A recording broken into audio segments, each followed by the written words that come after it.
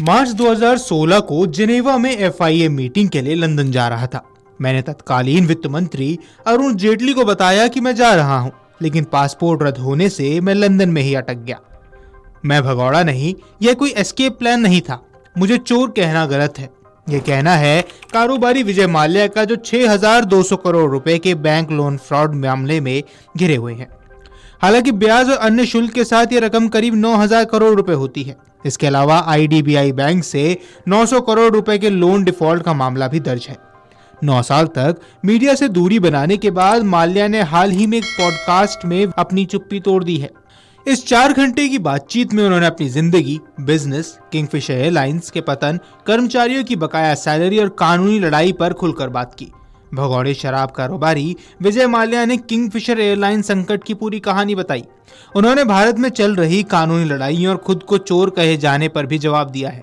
एक podcast interview में माल्या ने कहा कि मैं चोर नहीं हूं, मैंने चोरी नहीं की। उन्होंने तत्कालीन वित्त मंत्री प्रणब मुखर्जी पर भी इस बात पर निशाना साधा। राज शमानी के पॉडकास्ट में विजय माल्या ने कहा कि मेरे मार्च 2016 के बाद से भारत न जाने के कारण मुझे भगौड़ा कह सकते हैं, लेकिन मैं भागा नहीं था। मैं पहले से तय यात्रा पर भारत से बाहर गया था। मैं उन कारणों से वापस नहीं लौटा जो मुझे उस वक्त सही लगे। ऐसे में अगर आप मुझे भगौड़ा कहना चाहते हैं तो कहिए, मगर चोर कहने का क्या मतलब है? चोरी कहाँ हुई? ब्रिटेन में रहने से कानूनी मामले बढ़ने के सवाल पर माल्या ने कहा कि अगर मुझे भारत में निष्पक्ष सुनवाई और सम्मानजनक जीवन का आश्वासन मिलता है तो यह सही हो सकता है, लेकिन मुझे पता है ऐसा नहीं होगा। निष्पक्षता के आश्वासन के तहत भारत लौटने पर माल्या ने कहा कि अगर मुझे आश्वासन दिया जाता है तो मैं इस बारे में गंभीरता से सोचूंगा। उन्होंने एक अन्य प्रत्यर्पण मामले में UK high court of appeal के फैसले का भी हवाला दिया।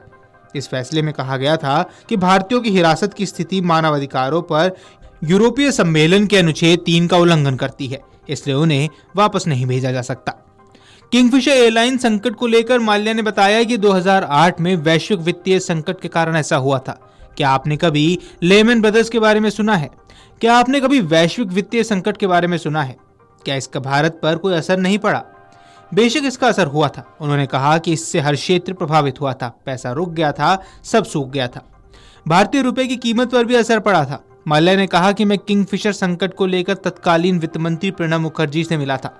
मैंने उनसे कहा था कि किंगफिशर एयरलाइंस को आकार घटाने, विमानों की संख्या में कटौती करने और कर्मचारियों की छंटनी करने की आवश्यकता है, क्योंकि मैं ऐसे आर्थिक हालात में परिचालन करने का जोखिम नहीं उठा सकता।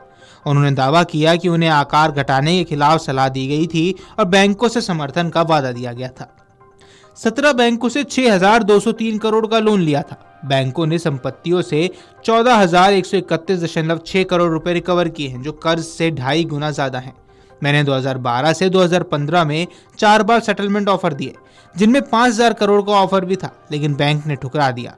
मैंने कर्नाटक हाई कोर्ट में याचिका दायर की कि बैंक 14,131.6 करोड़ रुपए की रिकवरी का स्टेटमेंट दे। ये दुनिया में कहीं नहीं होता। विजय माल्या ने यह स्वीकार किया कि जब उन्होंने कर्ज लिया था उस समय कंपनी अच्छा प्रदर्शन नहीं कर रही थी, लेकिन उन्होंने कभी धोखाधड़ी नहीं की। उन्होंने दावा किया है कि उन्होंने परिस्थितियों से लड़ने की कोशिश की, लेकिन उन्हें वह सहयोग नहीं मिला जिसकी उन्हें उम्मीद थी। विजय माल्या के इस इंटरव्यू के बाद भारत में एक बार फिर से बहस तेज हो गई है। भारत सरकार जहां उन्हें आर्थिक अपराधी और भगौड़ा घोषित कर चुकी है, वहीं माल्या खुद को हालात का शिकार बता रहे हैं। अब सबकी नजरें इस बात पर टिकी हैं कि क्या उनकी ये दलीलें भारत पर कानूनी प्रक्रिया को प्रभावित कर सकेंगी या नहीं। हालांकि ये पहली बार है जब 9 साल बाद विजय माल्या सामने आए और उन्होंने अपने ऊपर लगे सारे आरोपों को खारिज करते हुए कई बड़े दावे कर दिए। Video desk amarujala.com। अगर आप ये वीडियो YouTube पर देख रहे हैं तो हमारे चैनल को सब्सक्राइब कर बेल आइकन दबाएं और Facebook पर देख रहे हैं तो हमारे पेज को लाइक करें।